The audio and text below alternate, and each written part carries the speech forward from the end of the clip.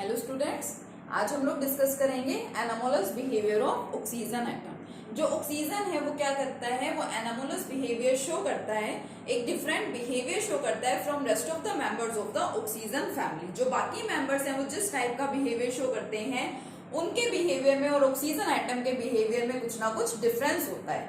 उसी को हमने एनामोलस बिहेवियर बोला था। 15 ग्रुप के अंदर भी हम लोगों ने इस बात का डिस्कशन किया था। ठीक है, एनामोलस बिहेवियर का सबसे पहले हमें इसके रीजन पता होने चाहिए। रीजन वही सेम है। एनामोलस बिहेवियर जो भी एलिमेंट शो करता है उसके वही रीजन थे। क्या रीजन? कि first the element have small size, उसका साइज कैसा होता है? छोटा होता है। ठीक है, from rest of the members of the group. Second, high value of ionisation enthalpy, high value of electronegativity. ठीक है, हाई आयोनाइजेशन एंथैल्पी हो गया, हाई वैल्यू ऑफ इलेक्ट्रोनेगेटिविटी हो गई। एंड मोस्ट इंपोर्टेंट फैक्टर जो फोर्थ पॉइंट था, जो fourth reason था, that is the absence of D orbitals. Absence of D orbital. जो आपका मेंबर है ऑक्सीजन, ये क्या करता है?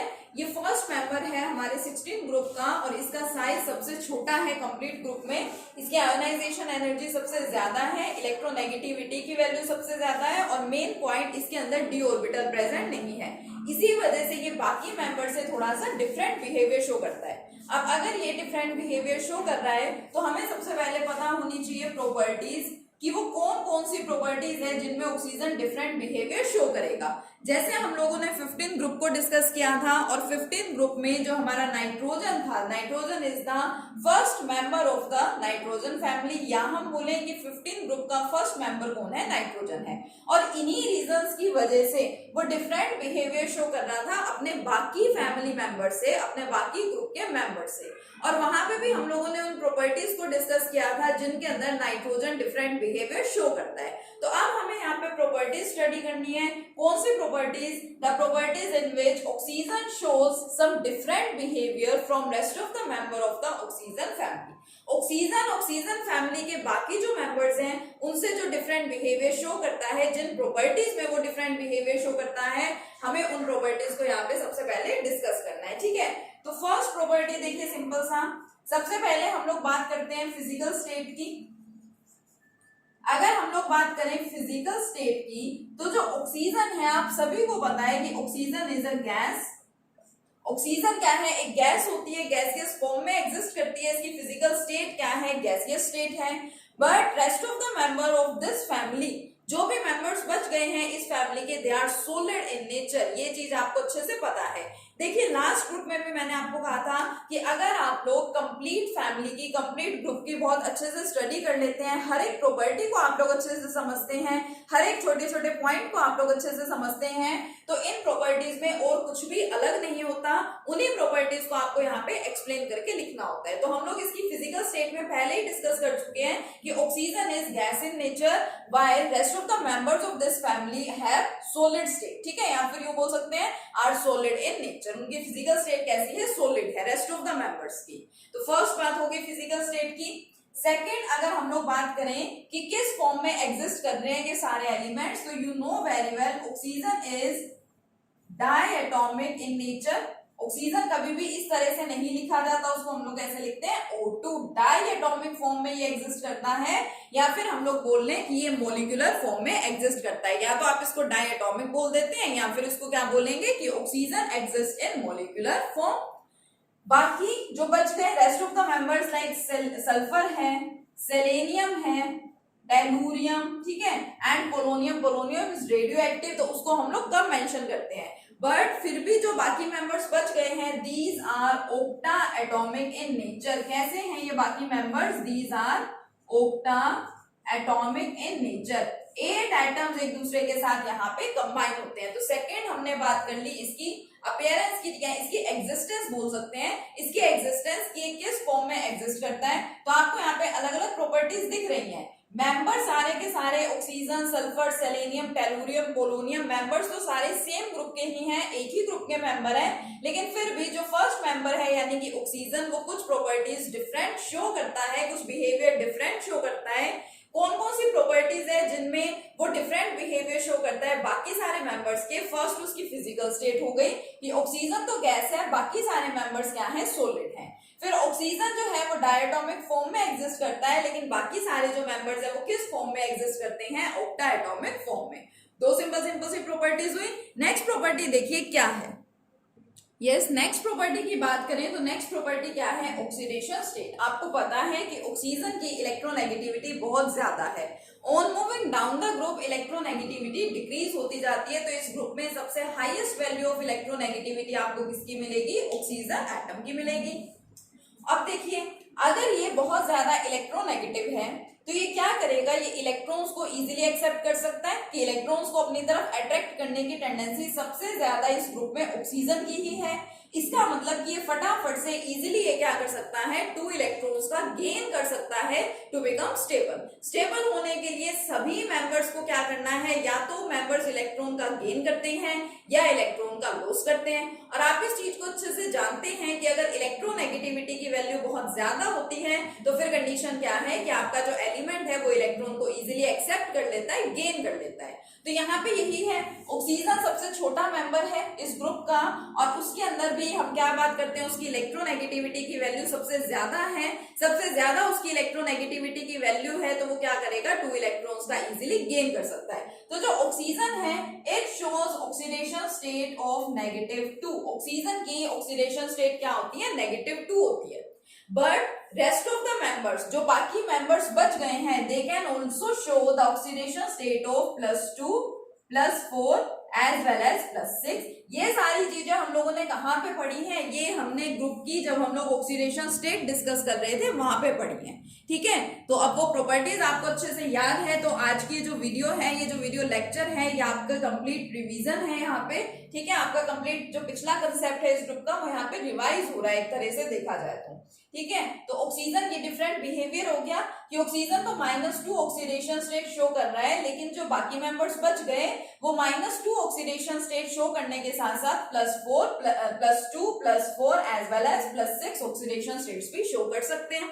ठीक है, उसके बाद अब आपने कुछ कंपाउंड्स पढ़े हैं लास्ट लेक्चर, जो आपका हैलाइड्स वाला लेक्चर था उसमें भी आपसे डिस्कस किया था, जैसे OF2 है एंड O2F2 है। ये वाले कंपाउंड्स की भी फॉर्मेशन होती है। तो इन कंपाउंड्स में अगर देखेंगे तो इससे आपको पता चलेगा कि जो ऑक्सीजन है वो +2 ऑक्सीडेशन स्टेट भी शो करता है, और यहां से देखेंगे तो आपको पता लगेगा ऑक्सीजन +1 ऑक्सीडेशन स्टेट भी शो करता है। तो एक तरह से देखा जाए तो इसका एनामोलस बिहेवियर ही है। ठीक है, नेक्स्ट की बात करें, नेक्स्ट है इसकी मल्टीपल बॉन्डिंग। मल्टीपल बॉन्डिंग अब आप लोग कैसे एक्सप्लेन करेंगे, मल्टीपल बॉन्डिंग का मतलब डबल बॉन्ड्स में जो आप लोग बॉन्डिंग एक्सप्लेन करते थे वही आपकी मल्टीपल बॉन्डिंग है। तो जो ऑक्सीजन है फर्स्ट मेंबर, उसके पास d ऑर्बिटल तो प्रेजेंट होता ही नहीं है, सिर्फ p ऑर्बिटल है। अब अगर किसी मेंबर के पास सिर्फ p ऑर्बिटल ही प्रेजेंट है तो ऑब्वियसली उसका p ऑर्बिटल ही बॉन्डिंग के अंदर इन्वॉल्व होगा। लेकिन इस ग्रुप के बाकी सारे मेंबर्स, मैं लिख देती हूँ एक बार यहाँ पे, oxygen, sulphur, selenium, tellurium and polonium, इसके पास d ऑर्बिटल प्रेजेंट नहीं है तो ये अपना p ऑर्बिटल ही यूटिलाइज करता है। But rest of the members of this group also have d orbital, उनके पास d ऑर्बिटल भी प्रेजेंट होता है। तो ये बाकी सारे मेंबर्स क्या कर सकते हैं, बॉन्डिंग में अपना d ऑर्बिटल भी कंट्रीब्यूट, इनका d ऑर्बिटल भी कंट्रीब्यूट करता है या इनका d ऑर्बिटल भी ये पार्टिसिपेट करवाते हैं। तो सिंपल सी बात है कि जब ऑक्सीजन के पास d ऑर्बिटल है ही नहीं तो फिर वो बॉन्डिंग में इन्वॉल्व भी नहीं होगा। तो इसलिए हम लोग क्या बोलते हैं कि oxygen is involve in p-pi multiple bonding, while rest of the members, जो बाकी मेंबर्स बच गए, while rest of the members are involved in p-pi-d-pi bonding. Why? Due to the presence of d orbital, क्योंकि उनके पास d orbital present होता है। ठीक है, ये सिंपल सा नेक्स्ट कंसेप्ट आपको समझ आया। 4 प्रॉपर्टीज हो चुकी है। चलिए नेक्स्ट प्रॉपर्टी देखते हैं क्या है। Yes, next property is the non metallic character. Oxygen है क्योंकि उसकी इलेक्ट्रोनेगेटिविटी सबसे ज्यादा है तो वो इजीली इलेक्ट्रॉन गेन कर पा रहा है, और जो इलेक्ट्रॉन्स गेन करते हैं उन सब्सटेंसेस को हम लोग बोलते हैं electronegative substances, and electronegative substances are non metallic in nature. तो जो ऑक्सीजन है it has typical non metallic character. Sulphur भी नॉन मेटालिक कैरेक्टर शो कर रहा है, बट बाकी सारे मेंबर्स मेटालिक कैरेक्टर शो करते हैं। क्यों? क्योंकि सेलेनियम एंड टेलुरियम ये दोनों तो मेटालॉइड्स की तरह से एक्ट करते हैं, तो इट मींस अगर ये नॉन मेटालिक कैरेक्टर शो कर रहे हैं तो साथ में ही मेटालिक कैरेक्टर भी शो करते हैं। और ये जो पोलोनियम है ये तो कैसा है, मेटालिक फॉर्म में एग्जिस्ट करता है, तो ऑक्सीजन है उसका कैरेक्टर इन सबसे डिफरेंट है, नॉन मेटालिक कैरेक्टर। ठीक है, नेक्स्ट बात करें nature of the compounds. Generally आपको ऑक्सीजन के जो कंपाउंड्स मिलेंगे these are ionic in nature. Reason इन सभी का वही है, due to their high electronegativity. Electronegativity की वैल्यू ज्यादा है, इस वजह से आयनिक नेचर होगा ऑक्सीजन के कंपाउंड्स का जनरली। ठीक है, मोस्टली जो कंपाउंड्स मिलते हैं आपको वो आयनिक नेचर होगी उनकी। नेक्स्ट बात करें अगर हाइड्राइड्स की, हम लोगों ने यहाँ पे भी हाइड्राइड्स पढ़े हैं। कौन कौन से हाइड्राइड्स की? ऑक्सीजन का हाइड्राइड मैं यहाँ लिख देती हूँ, ऑक्सीजन का वाटर हो गया।